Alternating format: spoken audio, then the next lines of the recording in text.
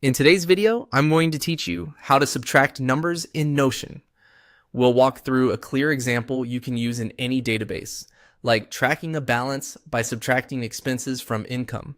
Start by opening your Notion database. On the far right of your columns, click the small plus icon to add a new property. This creates a new column where our calculation will live. Think of it as the place where Notion will automatically do the math for every row in your table.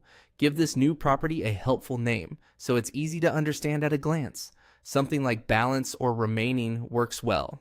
A clear name keeps your database tidy and makes your calculations obvious when you come back later or share the page with others. Next, change the property type to formula. By selecting formula, you're telling Notion that this property shouldn't store plain text or a static number.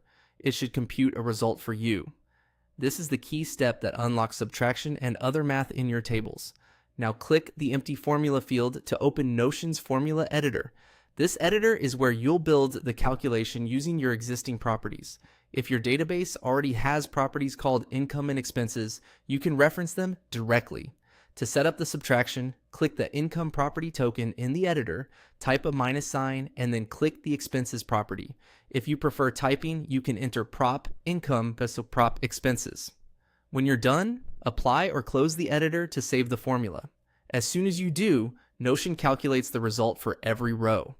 You'll see the new column populate instantly, and anytime you update income or expenses, the balance updates automatically. This makes it great for budgets, project tracking, or any workflow where you want a quick difference between two values. A few quick tips for smooth results. Make sure income and expenses are number type properties so Notion can perform math on them. If you don't see a result, double check the spelling and capitalization of the property names you referenced in the formula. You can also open the property settings to format the result as a number or currency so it matches your data style. Finally, test the calculation by changing a value in a row and confirming the balance updates right away. That's all it takes to subtract numbers in Notion.